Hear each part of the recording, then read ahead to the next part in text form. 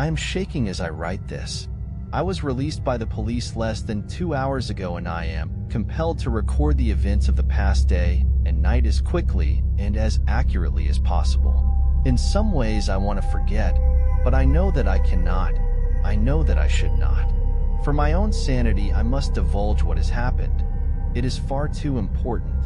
Should I ever allow myself to be swayed by the mechanical, rational nature of the world once again, these words should serve to remind me that what is unseen is both mysterious and frightening. After Mary left, I knew that I had lost her forever, but rather than be consumed by depression and inaction, I was invigorated by one purpose, by one thought, by one idea that I knew I had to carry out.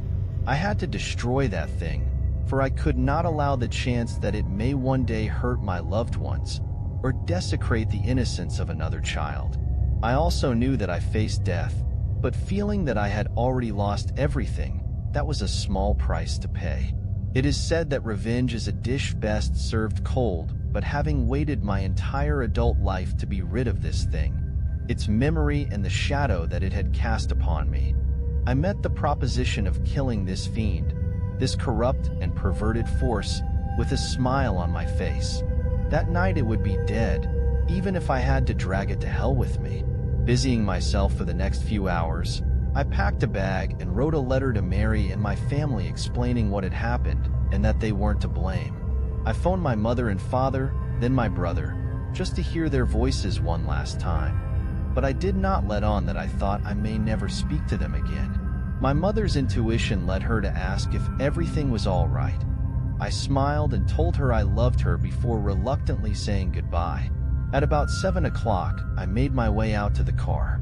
The sun had already set, and the street seemed eerily quiet, as if the scene of an unattended funeral. I sat in the driver's seat, leaving the door on the other side open, awaiting my most unwelcome passenger. By 9 o'clock, nothing out of the ordinary had occurred. The place remained deserted, and the cold night air flowing through the open door was beginning to bite. As I sat there, contemplation echoed through my mind. I ruminated on the nature of this cadaverous parasite. One question rose out of a sea of thoughts, towering above all else, unmoving and continuous. Can you kill something which is already dead? I did not know if this was a thing of the grave, or some unworldly specter which could be considered alive in some way. But just as I was re-evaluating my plan, there it was. It was subtle at first, but there was a small, almost indistinguishable shift in the suspension of the car. Had it been any other circumstance, I would have put this down to a gust of wind pushing and pulling at the chassis, but I was all too familiar with that feeling from all those years ago, as the bunk bed would shift slightly with that thing climbing into the bottom bed. I knew its foul calling card. The air grew denser, as if contaminated by some nearby corpse. It was in the car with me, unseen, yes, but there nonetheless. As I heard the slightest of whispered breaths from the back seat, I leant over and calmly closed the passenger door. I turned the key in the ignition, and as I pulled out of the street, I could have sworn I heard a quiet yet distinctly malicious snigger, as of something mocking me. Did it know what I had planned for it? Our destination was not far, but the roaming hills through which our taken country road penetrated rose up and diminished with regularity, a stark reminder of the ominous isolation of night. Occasionally on the way I could hear something from behind, but I refused to look for that thing in the dark. Patience. It would not be long before I would confront it. The irony hit me. I was worried about scaring off the same thing which had terrified and tortured me as a child. I had to be resilient, and so drove carefully and calmly through the countryside, swamped by darkness, hoping that my unearthly passenger would not suspect me. I arrived. The wheels of the car struggled and slid on the undergrowth as I headed off of the narrow country road. The landscape had opened up, and as I looked at the broken and rotting trees around me, I felt that it was fitting to come to this bleak place in the cold night, to destroy that bleakest of things. The land suddenly came to an abrupt end. A cliff etched out from an old quarry looking deep into the black waters of the lake below. The cliff edge was relatively flat and had in fact at one time housed a road which had subsided into the lake decades earlier. The local kids would tell stories about the vengeful ghosts of those killed during the subsidence, but they were just stories. Or perhaps they weren't. In the past I would have disregarded such tales, but who would believe mine if I told it to them now? I switched the engine off and parked several meters away from the cliff edge, switching off any lights and composing myself for what would come. I sat in that car for what seemed a lifetime, the only company given to me by the occasional splash of water against the cliff below. I waited. This thing was smart, of that there was no doubt. It had toyed with me, relishing the pain and torment it had caused as only something of a coldly frozen intellect could. For this reason I knew it would suspect me, and perhaps even flee if I brought the car too close to the cliff's edge. I had to wait for it to attack, let it feed, let it revel and gorge itself on me. Perhaps then it would not notice as I slowly plunged the car into that dark, icy water below. I was going to drown the bastard. I had appraised the potential consequences in my head and reasoned that there would be a moment, a singular moment where I would have a slim opportunity to escape from the car just before it reached the edge. Mary and I used to go there occasionally, a place to be together away from everything else, and it did not look nearly as stark during a summer's day. I therefore had the place in mind and knew it well.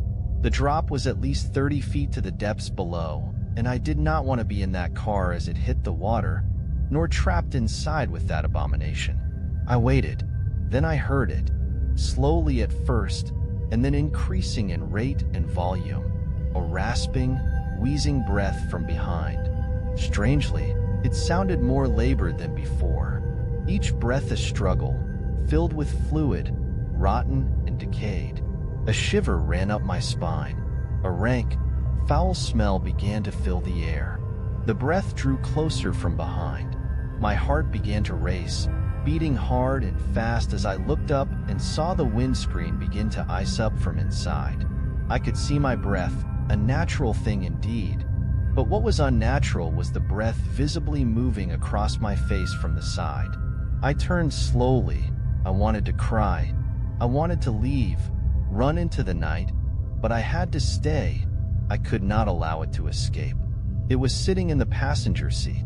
I was staring at it, and it at me, hunched over, covered by darkness, contorted, gaunt, hands seized as if fighting rigor mortis.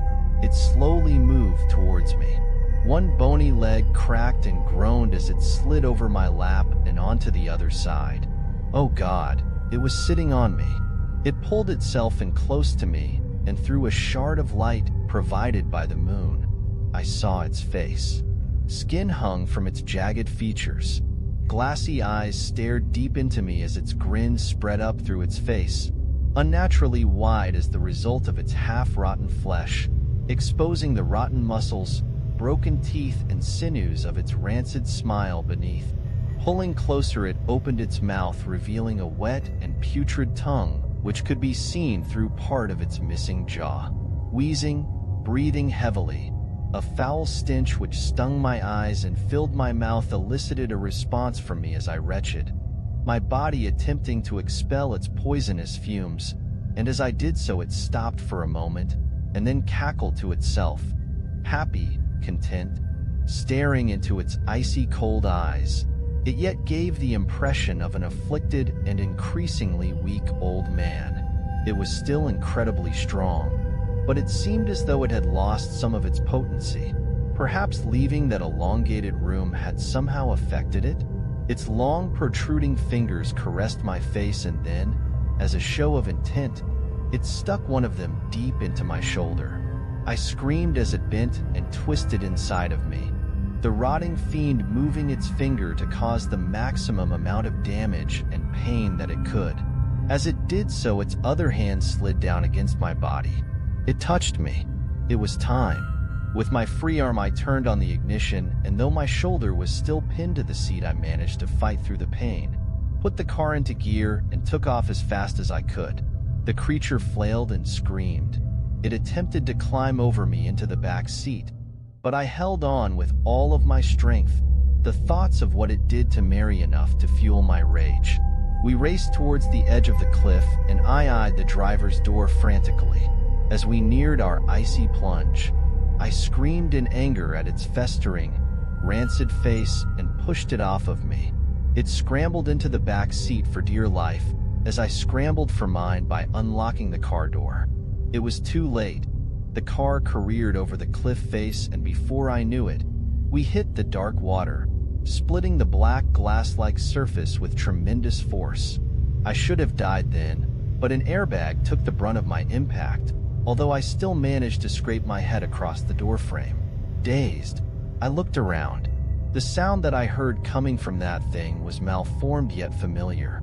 The squeal of some demonic child soon gave way to the anguish and rage of an ancient intelligence which knew that it faced almost certain death. The water was frozen and poured in through the now twisted open car door with such force that it winded me. I gasped for air as my unwilling prey now did. It writhed and twisted as it looked for an exit. Spying the open door, it pulled itself through the water towards me. I curled up my fist and smashed it into that thing's face. Pieces of rotten flesh flaked off under the impact as a dark black liquid oozed from the resulting wound. Again it attempted to get past me, and I knew that to keep it in that car long enough to drown, that I would have to die with it. I felt numb as the frozen water slipped over my chin. My heart struggled against the cold, and with a sudden surge I was submerged and had breathed my last. I held my breath, but only to compose and ready myself for an icy, suffocating death. I hoped that it would not be painful. My thoughts returned to Mary and my family. All-consuming sense of sadness and despair overwhelmed me. But as I struggled with that thing trying to get past me and through the door, grabbing and flailing with its arms, I looked down and saw it. Its leg was trapped between the dashboard and floor of the car by the impact of the fall, and although it could move, it could not leave. I turned immediately for the door. I could barely see but a foot in front of me in that black water, but there was enough moonlight to light my way. Just as I got to the door, the wretch grabbed hold of me and pulled me back to it. It had given up all hope of escaping, but it wanted to drown me with it. We fought for what felt like an age in that cold, bitter grave as the car slowly sank deeper and deeper into the darkness. I could now feel my body pleading with me to take a breath, to exhale my last gasp of air, and then inhale the frozen water. I am happy to say that I used my wits to get out of such a horrible fate. Orientating my body, I pushed my feet against the dashboard with enough force to at last escape its slippery grasp. I do not remember much else, bar the anguished and hate-filled scream that my tormentor let out as I left it to die at the bottom of that icy lake. I found myself walking through the wilderness, cold, wet, but alive. The wound in my shoulder slowed me down, but I kept the bleeding at bay by applying pressure to it with my other hand. It took me 2 hours to walk home, and I am amazed that I did not collapse from exhaustion or hypothermia. When I saw the familiar sight of the street that I live on, I was filled with a sense of accomplishment, a sense of pride and triumph. I had beaten that thing once and for all. That is until I went inside my house and found a trail of large, wet footprints leading from the front door to my bed. Disbelief took me, despair so sharp and so overwhelming that I am unable to convey it with mere words. It was lying in my bed, waiting, a white sheet covering its emaciated body from sight. The human mind is a wonderful thing. Just as you believe your body has reached a level of exhaustion that it cannot recover from, that your emotions are so frayed that you feel you cannot continue, a thought springs as if miraculous from a weary mind. Let it rest, for now. I quietly crept through the dark and picked up my wallet, which I had left on a small coffee table in the center of my living room. Leaving the door unlocked, I left to attend to a new plan and returned an hour later. With a moment's preparation, I slipped into the spare room. There I lay in that unsullied bed, waiting. I was sure that this was the end game, that instead of toying with me, it would come for the kill.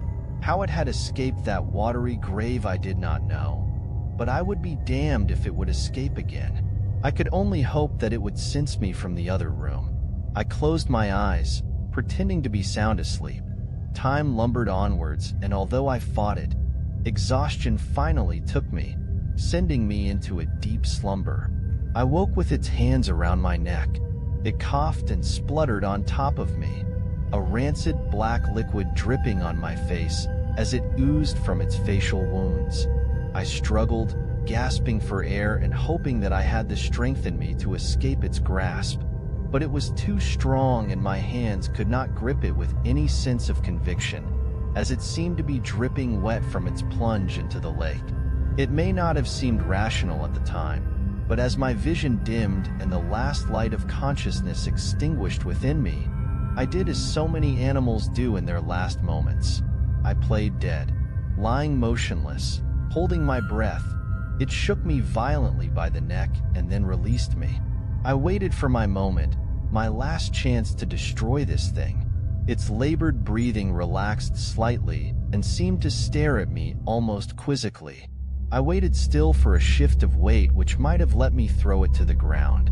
Leaning down close to me, its wide, crumbling sneer puckered, gathering its putrid saliva in its mouth and in what was left of its cheeks. It then showed utter contempt for the living and the dead. It spat its festering fluid onto my face, the remnants dripping down onto me through a hole in its jaw. I wanted to scream, to do anything to remove such a vile smear on my skin, but I dared move. The time was not right. Leaning in closer, it prodded and scratched at the wound in my shoulder, the pain shearing through my body. With all of my resistance, I remained motionless.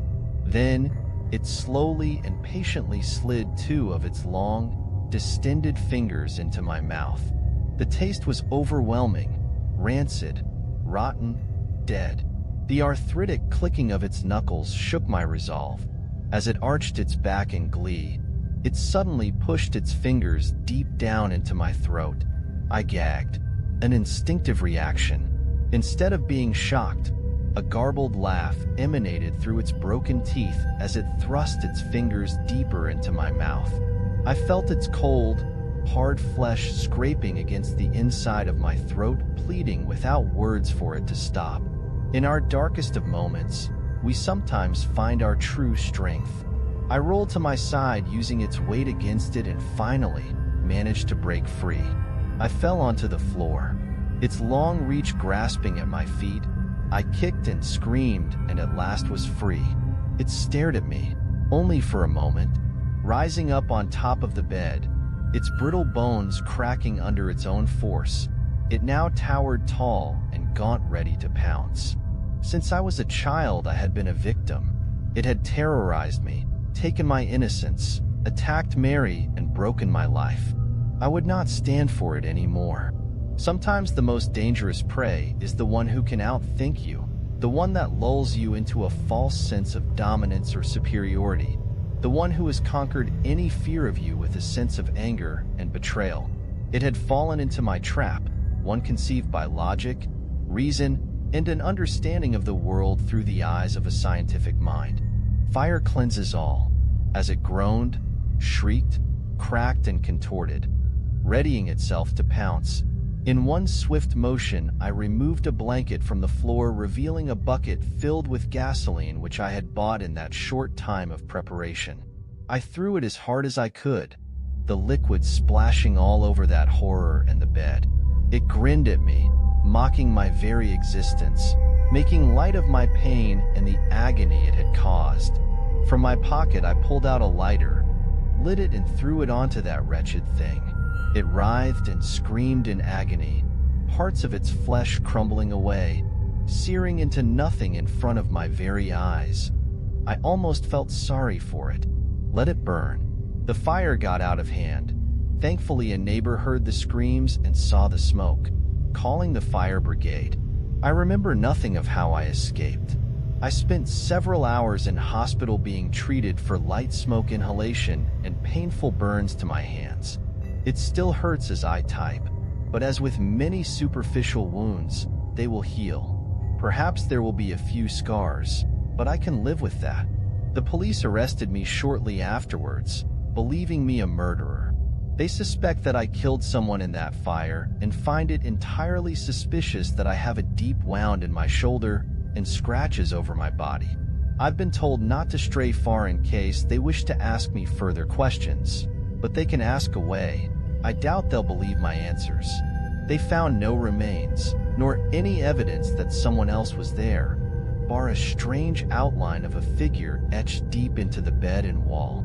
It looked as though whatever had been there attempted an escape, but I do not think it accomplished this. A weight has now been lifted from my shoulders, one which I now realize was always there, since I was a child in fact. I believe that thing had an effect on me even from distance, and now that it is gone, I feel whole again. I am devastated that I've lost Mary, and my house can be written off as I'll probably be charged with arson after they realize I started the fire, which means I can kiss goodbye to any insurance claim.